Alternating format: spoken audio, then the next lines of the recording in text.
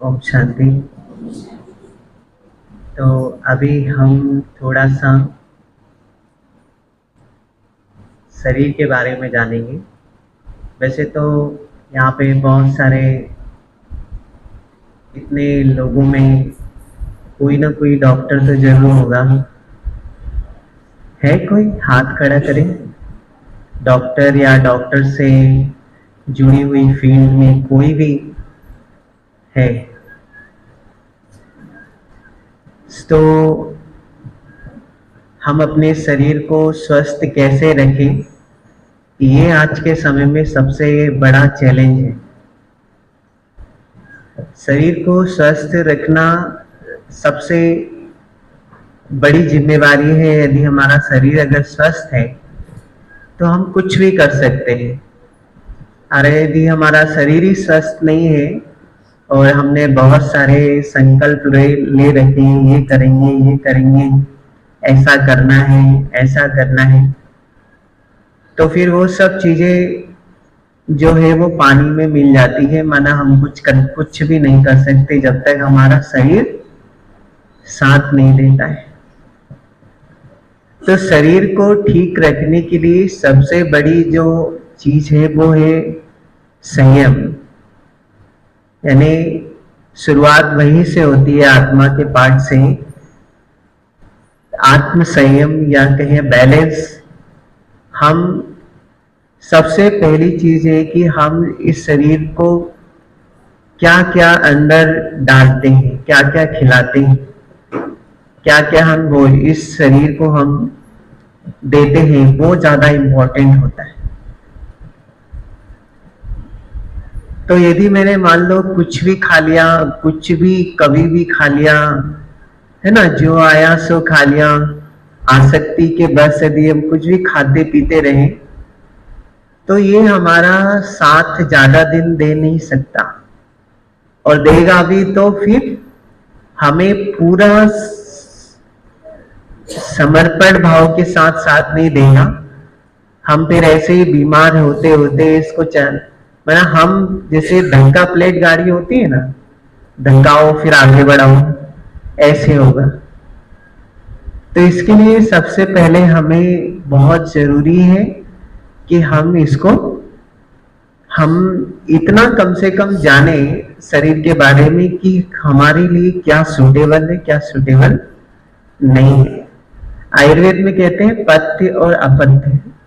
पथ्य माना जो जो जो जरूरी है, माना जो आपको सूट करता है, जो आपकी प्रकृति को सूट करता है। और अपथ्य माना जो विरुद्ध है, यानी विरुद्ध आहार। तो जैसे मान लो यदि मैंने कोई चीज खा ली, उसके साथ दूसरी चीज जो कॉम्बिनेशन में नहीं होना चाहिए, वो अगर ऐसी चीज खा ली तो फिर दिक्कत होती है। और एकदम से नहीं होता है, धीरे धीरे होता है। धीरे धीरे हम एक लंबे रूटीन में एक ही वो चीज गलतियां करते चले जाते हैं, तो फिर वो गलती फिर हमें एक बीमारी के रूप में हमें सामना करना पड़ता है। तो सबसे पहले हम यही ध्यान रखें कि हमें क्या जरूरी है। देखिए आयुर्वेद में वैसे तो 3 प्रकार की प्रकृति होती है। वैसे तो ये बहुत डिटेल टॉपिक है एंड वास्ट सब्जेक्ट है, but in short period of time मैं थोड़ा सा एक्सप्लेन आपके सामने करूंगा, ताकि एक आइडियोलॉजी हमें लग जाए कि हमें क्या करना चाहिए। वैसे आयुर्वेद में 3 प्रकार की प्रकृति होती है, वात, पित्त और कफ। इतना तो सभी ने सुना होगा। सुना है? यस और नो? सुना है। वात प्रकृति, पित्त प्रकृति और कफ प्रकृति। इसके अपोजिट में 3 दोष भी होते हैं, वात, पित्त, कफ दोष। मैंने प्रकृति माना जो मेरे स्वभाव है, और दोष माना जो मेरा स्वभाव नहीं है लेकिन वो चीज मेरे अंदर आ गई तो उसको हम दोष कहते हैं। जैसे मान लो मेरी प्रकृति बात है, तो बात प्रकृति कोई बीमारी नहीं है, लेकिन बात के साथ प्रकृति के साथ बात प्रकृति है, लेकिन अगर दोष आ गया, बात दोष भी आ गया, तो फिर वो मेरे लिए एक बीमारी का कारण बन जाता है, बीमारी का कारण बन जाता है। तो बात प्रकृति माना जैसे अगर इन सिंपल लैंग्वेज यदि हम बात करें, बात प्रकृति जो रिलेट करती है वो वायु से रिलेटेड करती है कि मेरे अंदर जितना मैंने जिनके अंदर बात प्रकृति होती है ना, उनको उनके अंदर जो उनके संकल्प ज्यादा चलेंगे, उनको हमेशा जो है थोड़ा सा फास्ट एक्टिविटी पसंद होती है, माना जल्दी जल्दी काम करना, जल्दी जल्दी फटाफट सब कुछ करना। और उनको जो दर्द होगा, हाँ बात वाले को हमेशा जो बीमारी आ सकती है वो दर्द के रूप में ही आएगी। यानी तो ये घुटने दर्द हो गया, कमर दर्द हो गया, कंधे का दर्द हो गया, या माइग्रेन हो गया। तो अगर किसी की बात प्रकृति है, उसको हम कैसे पहचाने? उसका सिंपल है कि यदि हमारे संकल्प बहुत ज्यादा चलते हैं, हम फास्ट एक्टिविटी में ज्यादा है, उन्हें फटाफट फटाफट काम करना पसंद करते हैं, जल्दी जल्दी बोलते हैं, जल्दी जल्दी, मतलब धैर्यता की थोड़ी कमी होती है, और थोड़ा सा एक्सप्रेशन फास्ट होता है, तो उनको ये दोष हमेशा रहेगा कि उनका शरीर जो है कभी ना कभी दर्द के रूप में उसको सामना करना पड़ सकता है। तो ऐसी प्रकृति वालों को हमेशा हमेशा ऐसी चीज खानी चाहिए जो बात दोष को कम करे, बात दोष को कम करे, यानी कि, और बात प्रकृति वाले जो होते हैं ना, उनका जो शरीर होता है दुबला पतला होता है, ज्यादा हेल्दी नहीं होते, माने ज्यादा मोटे ताजे नहीं होते, लेकिन एकदम पतले होते हैं, ज्यादा वो नहीं होते। तो ऐसे व्यक्ति को ऐसा आहार खाना चाहिए जिससे कि वो बात के दोष को, बात की प्रकृति के स्वभाव को थोड़ा सा कंट्रोल कर सके। तो उसके लिए जैसे हम कह सकते हैं,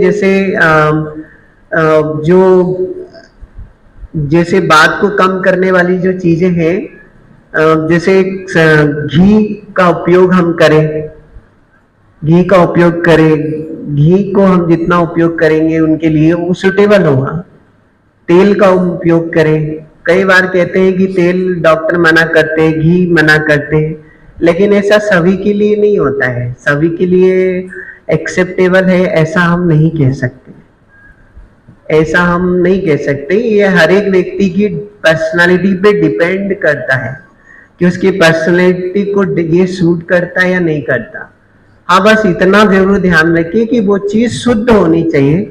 आजकल जो बाजार में मिलता है तेल या घी कहें, उसमें शुद्ध नहीं होता है, तो फिर उसकी जो इफेक्ट भी हमारे शरीर के ऊपर आता है। तो ऐसे हमें करना है। अब जैसे कफ प्रकृति वाले जो होते हैं, कफ जो बनता है वास्तव में जल और मिट्टी दो तत्वों से मिलकर के कफ बनता है, कफ प्रकृति। और उनकी जो नेचर होती है थोड़ा शांत स्वभाव होता है। मैं उनके अंदर ना धैर्य, जैसे बात प्रकृति के अंदर फास्ट इंप्रेशन होता है, एक्सप्रेशन होता है, तो कफ प्रकृति वालों के अंदर ना आलस से ज्यादा होगा, फास्ट नहीं होगा, स्लो भी नहीं, मना बहुत हाँ कर लेंगे, मना थोड़ा सा एकदम स्लो मोशन होता है, हर चीज को एकदम न्यूट्रल वे में लेते हैं।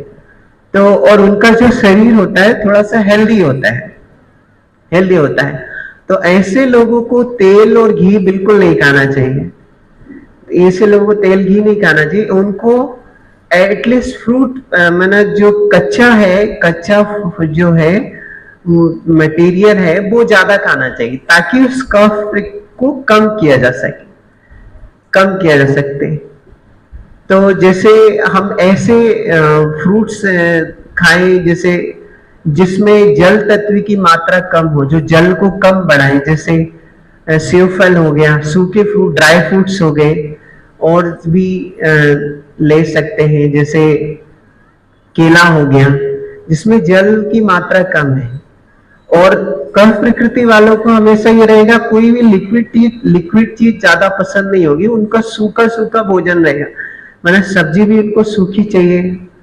और उनको अगर मान लो दाल, मैंने सब्जी बहुत गीली दे दी या लिक्विड फॉर्म में दे दिया, तो वो सूट नहीं होता है उनको। तो ऐसे लोगों को हमेशा सूखा ज्यादा लेना चाहिए, क्योंकि शरीर ऑलरेडी प्रकृति से जल एब्जॉर्ब कर रहा है। और तीसरा जो प्रकृति होता है वो है पित्त प्रकृति होती है। अब पित्त प्रकृति माना जिसमें अग्नि तत्व का प्रभाव ज्यादा हो, अग्नि और जल का, अग्नि तत्व का प्रभाव ज्यादा हो तो उसको बोलते हैं पित्त। तो वहां पर ऐसी चीजें खानी है जो ठंडे तासीर वाली चीजें हैं। जैसे मान लो आपने, पित्त माना गर्मी होती है, अब उसको कंट्रोल करने के लिए क्या करेंगे? या तो आप नारियल पानी पिएंगे, या फिर आप कोई भी ठंडी चीजें, मीठा जो हमेशा होता है वो ठंडे में आता है, तो वो चीज आप खाएंगे, खटाई चीज खाएंगे तो वो थोड़ा कंट्रोल में होगा, नहीं तो फिर वो प्रॉब्लम होगा। अब इन तीनों का बैलेंस करने का सबसे अच्छा तरीका मैं बताता हूं आपको। शाम का भोजन पे ज्यादा ध्यान देना है कि शाम को यदि हम भोजन करते हैं तो प्रोबेबली पॉसिबल हो जल्दी करें, थोड़ा सा बिफोर 7 o'clock 8 o'clock से ज्यादा ऊपर ना जाएं। क्योंकि यदि हम खाना खा के यदि सीधा यदि हम बेड पे जाते हैं या फिर 1 घंटे के अंदर सो जाते हैं, तो होता क्या है कि भोजन जो हमने खाया ना, और जिसका जो प्रकृति होगा वही चीज बढ़ाएगा। मान लीजिए जिसका प्रकृति बात है तो उसको गैस्ट्रिक प्रॉब्लम होगा, जिसका प्रकृति कफ है उसको कफ की प्रॉब्लम होने लगेगी, जिसका प्रकृति पित्त है उसको एसिडिटी बनेगी, एसिड बॉडी में बनने लगा। इसलिए रात का भोजन बहुत इंपॉर्टेंट होता है। तो मैं तो अगर यही कहूंगा, अगर रात को यदि आपको बहुत अच्छी भूख लगती है तो ही भोजन करें, और अगर नहीं लगती है ना तो स्किप कर दें। नहीं तो वो क्या होगा कि जिसका जो स्वभाव होगा वो उस चीज को बढ़ा देगा, और फिर उस अनुसार उसकी प्रॉब्लम होने लगती है, शरीर में प्रॉब्लम क्रिएट होने लगती है। और इस तरीके से, और थोड़ा सा रोज हम 15 से 20 मिनट एक्सरसाइज करें। निकाल सकते हैं ना, 15-20 मिनट्स निकाल सकते हैं कि नहीं? बोलो,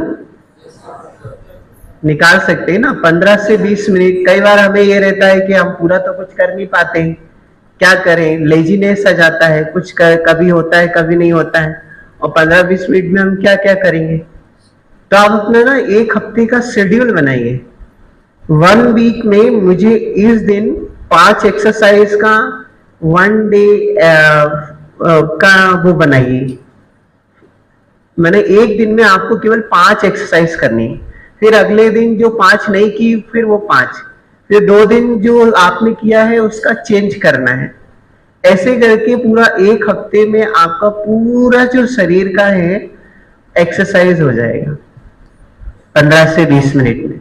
और इतना यदि हम देते हैं तो सफिशिएंट। और दूसरी बात, सुबह अगर कोशिश करें, सुबह प्रयास करें कि हम थोड़ा सा फ्रूट्स लें, फ्रूट्स पर आए थोड़ा सा। मैंने जितना हम फ्रूट्स पर रहेंगे तो ज्यादा अच्छा रहेगा। फिर उसके कोई कहते हैं कि मुझे ऑफिस जाना है, एकदम फ्रूट पे हम नहीं रह सकते, फिर जल्दी भूख लगती है, तो आप क्या कीजिए, 1 घंटे पहले या आधा घंटे पहले थोड़ा सा फ्रूट खा लीजिए या सलाड्स खा लीजिए, उसके बाद आप नाश्ता या भोजन कीजिए, उसके बाद में कीजिए। और सबसे अच्छा शेड्यूल मैं बताता हूं, आप थोड़ा सा सलाद या फ्रूट्स खाइए। देखो सलाड्स और फ्रूट्स दोनों अलग अलग चीजें ना, दोनों मिक्स मत करना। या तो सलाड्स खाइए या फिर फ्रूट्स खाइए। सलाड्स में ना जो कच्चे वेजिटेबल होते हैं, रॉ मटेरियल, रॉ जो वेजिटेबल होते हैं, वो जैसे ककड़ी हो गया है ना, गाजर हो गए, तो ये जो सलाद में आता है, फ्रूट्स तो हम सभी जानते हैं। तो यदि हम दोनों चीज एक साथ मिक्स ना करें, या तो सलाड्स खाएं या फिर फ्रूट खाएं, और थोड़ा सा ही खाएं, और उसके 1 घंटे बाद आप भोजन कर लीजिए। आफ्टर 1 आवर, 1 घंटे बाद आप भोजन कीजिए। मैंने 10 बजे आप भोजन करते हैं तो फिर आपको फिर दोपहर में कुछ भी नहीं खाना है। फिर शाम को 6-7 बजे आप भोजन कर लीजिए। आपके सारे 90% प्रॉब्लम ठीक हो जाएगी। 90% कुछ भी करने की आवश्यकता नहीं। 90% किसी को किसी भी कितनी भी प्रॉब्लम हो सब ठीक हो जाएगा। मैंने किसी को बहुत ज्यादा लेजीनेस आता है, किसी को बॉडी में दर्द है, किसी को एसिड बनता है, किसी को कफ बनता है, किसी को कुछ होता है, ऐसे कई प्रकार की प्रॉब्लम्स होती है। तो सबसे अच्छा शेड्यूल सुबह एक्सरसाइज करनी है 15 से 20 मिनट। 8 से 9 के बीच में आपको सलाद या फ्रूट खाना है, वो भी थोड़ा ही खाना है, ज्यादा नहीं खाना। अगर भर पेट खाएंगे तो फिर आपको भूख नहीं लगी, फिर आप भोजन आप दोपहर में करेंगे और फिर दोपहर में भोजन जाएगा तो फिर आपका रात्रि का भोजन कब जाएगा? नाइट में चला जाएगा। इसलिए थोड़ा आप खाइए और 10-11 के बीच में आप भोजन करेंगे, फिर उसके बाद में 6 से 7 के बीच में आप शाम का भोजन कर लेंगे। तो 6-7 से लेके जो शेड्यूल है 9 बजे तक का, अब 6 से 9 तक कितना घंटा हो गया? कितना आवर्स हो गया बताइए? कितना? 15 आवर्स है ना। 6 to 9 15 आवर्स। तो शाम को हम 10 बजे सोते हैं, 10 या 10 के बाद ही सोते हैं। ऐसा कहते हैं कि भोजन खाने के 4 घंटे बाद ही सोना चाहिए। जो स्टमक में भोजन होता है वो पच के आंतों में चला जाता है, उसको 4 घंटे लगते हैं।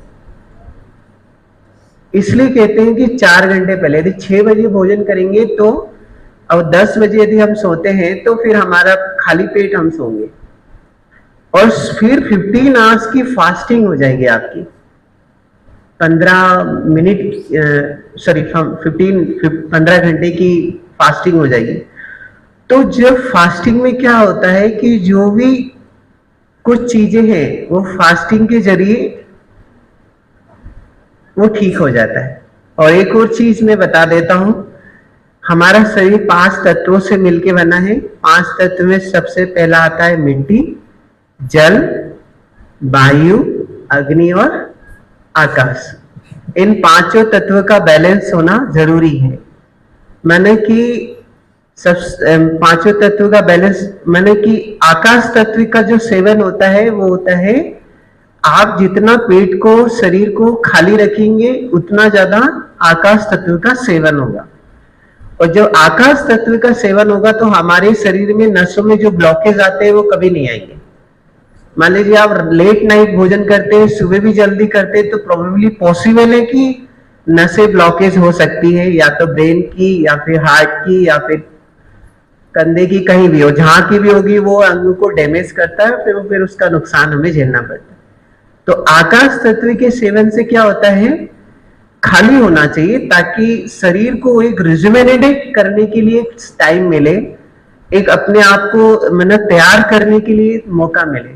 हम क्या करते हैं, डालते जाते उस शरीर की एक प्रक्रिया होती है, एक मशीन है, उसको फिर से प्रिपेयर करने के लिए फिर से रोज ये शरीर अपने आप को खुद तैयार करता है, खुद रिपेयर करता है, खुद ठीक करता है। तो 15 घंटे की हम फास्टिंग करेंगे तो फिर आकाश तत्व के सेवन के माध्यम से वो ठीक होगा। दूसरा जो तत्व है वो जल तत्व है। आप जो पानी पीते हो ना वो ऐसे नहीं पीना है। कई लोग क्या करते हैं, पानी पिया, उठाया गिलास या बॉटल से सीधा खड़े होके सीधा एकदम गट गट गट पी गया। एक बॉटल पानी एक मतलब मुश्किल से 5-10 सेकंड 15 सेकंड में पूरा पानी पी गए। ये बहुत गलत तरीका है। पानी शरीर को बिल्कुल नहीं लगेगा, वो पानी बाहर निकल जाएगा, वो पानी कहीं में ना जाके दूसरी जगह जाएगा और घुटने और कमर दर्द की प्रॉब्लम होगी। कभी भी पानी पियो, आप फिर ऐसे बोलते ना कितना भी पानी पी लो, उससे कोई फायदा नहीं है। कभी भी पानी पियो बैठ के पीना चाहिए और धीरे धीरे पीना चाहिए। मैंने सिप करके पिए तो ज्यादा अच्छा है, आराम से, मैंने टाइम दीजिए। आप ऐसा नहीं कि पी उठाया और पी लिया, धीरे धीरे। तो वो पानी जो है वो शरीर को लगेगा और शरीर को लगने के साथ कम पानी की आवश्यकता पड़ेगी, है ना। भोजन जो है, मिट्टी तत्व की बात मैंने पहले ही बता दी कि भोजन हमें, आप एक चार्ट बनाइए, चार्ट में आपको ज्यादा पढ़ने की आवश्यकता नहीं है, चार्ट बनाइए क्या आपको सूट होता है क्या नहीं सूट होता है, आपको खुद पता चल जाएगा। और वही चीज भोजन में शामिल कीजिए, जो नहीं होता है उसको आप स्किप कर दीजिए।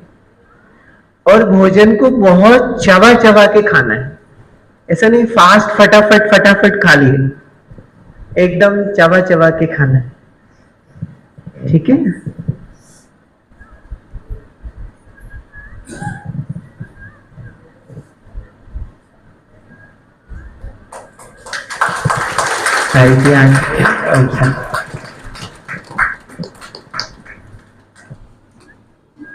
अभी एक्सरसाइज करेंगे सभी 5 मिनट,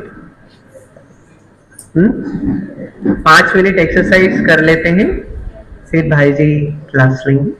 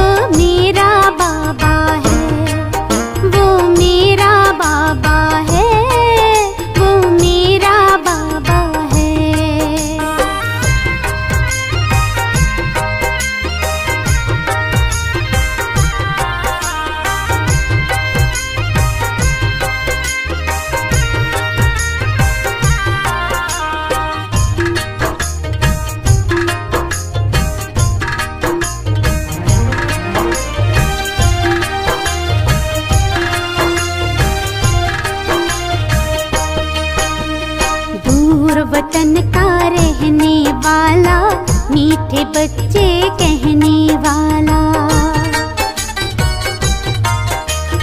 दूर वतन का रहने वाला, मीठे बच्चे कहने वाला। करुणा प्रेम दया का सागर, करुणा प्रेम दया का सागर दिल में अपने बसाता है। वो मेरा बाबा है, वो मेरा बाबा है, वो मेरा बाबा है, वो मेरा बाबा है।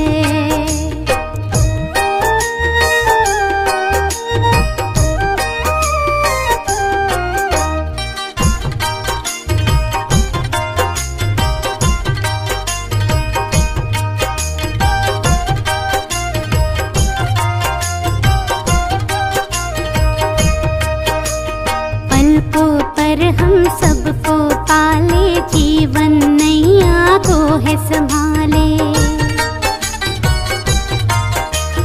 पलकों पर हम सबको पाले, जीवन नैया को है संभाले। ले पतवार हाथों में बाबा, ले पतवार हाथों में बाबा, मंजिल तक ले जाता है।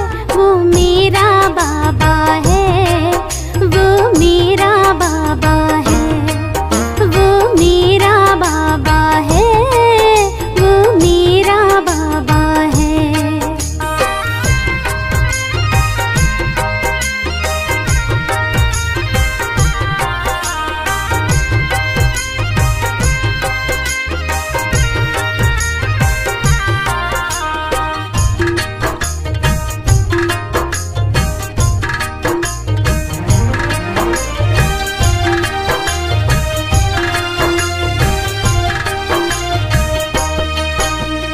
खुशियों के हमें रंग है देता, जीने का हमें ढंग